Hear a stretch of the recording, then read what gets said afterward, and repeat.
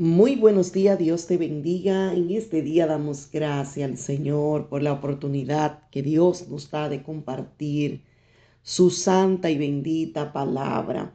Y la palabra de hoy la puedes encontrar en el libro de Mateo, capítulo 11, verso 15, donde Jesús, hablando a las personas, le dice: el que tiene oídos para oír, que oiga.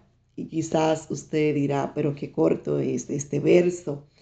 Y hoy quiero hablarte de esta pequeña frase que Jesús, hablando con una gran multitud, le hace referencia a esta gente y le dice: ustedes tienen oídos. Si tienen oídos, comienzan a escuchar mi palabra.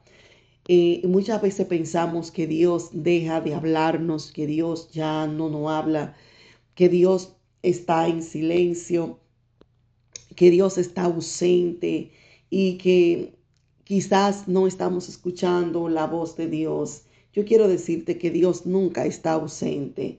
Muchas veces nuestros oídos están muy saturados de mucho ruido, de mucha ansiedad, de mucha urgencia. Aún el ego eh, pone nuestros oídos sordos para no escuchar la voz de Dios. Entonces, sería bueno preguntarnos: ¿cómo vamos nosotros a oír la voz del Dios eterno si vivimos quizá pendiente de muchos sonidos externos?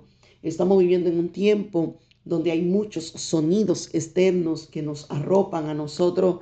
Estamos viviendo en un tiempo donde hay muchas cosas que no dejan que nosotros escuchemos la voz de Dios. Entonces, cuando Jesús menciona y le dice: el que tiene oído para oír, que oiga, en Mateo 11:15, él no se dirigió a una gran multitud de personas que no tenían creencia en Dios, sino él se dirigió a personas que conocían la palabra del Señor, gente que conocían la palabra, pero que no tenían hambre de ella.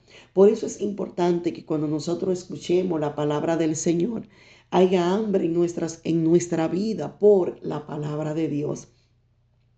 Por eso Jesús le dice: el que tenga oído para oír, que escuche. El que realmente, ¿verdad?, escucha a Dios, no solo lo hace con los oídos, sino que también lo hace con el corazón rendido. Cuando tú quieres escuchar la voz de Dios, tú te rindes a Él y tú pones tú toda la disposición para detenerte, para silenciarte, para permitir que la palabra sea más que un texto, sino que esa palabra sea una voz viva que atraviese tu alma y que esa palabra tú la puedas recibir en tu corazón. Algo muy importante que tenemos que entender: que Dios nunca habla por hablar, que cada palabra de Dios abre una puerta, cada palabra que Dios da es una invitación, cada palabra que Dios da es un llamado urgente. Quizá muchas veces Dios hablaba para despertar al pueblo. O sea, cuando Dios habla hay un propósito. Entonces, eh, muchas veces nosotros ignoramos la voz de Dios. Entonces, cuando usted ignora la voz de Dios, realmente no podrá conocer la voluntad de Dios.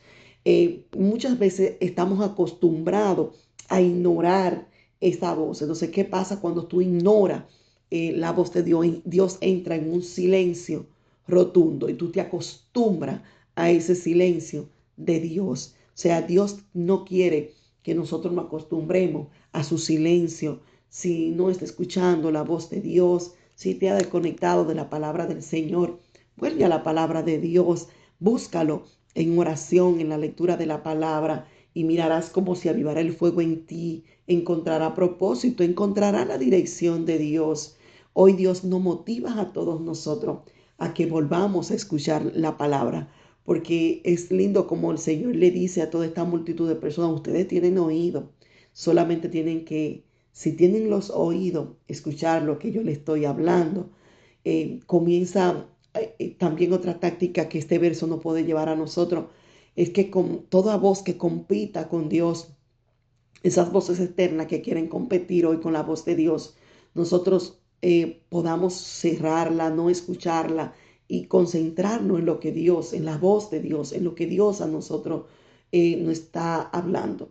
Y también no te conforme con oír el mundo, no te conforme con oír lo que dice el mundo, cuando Dios, ese Dios vivo, está dispuesto para hablarte. O sea, hay muchas voces, pero no te conforme con esas voces.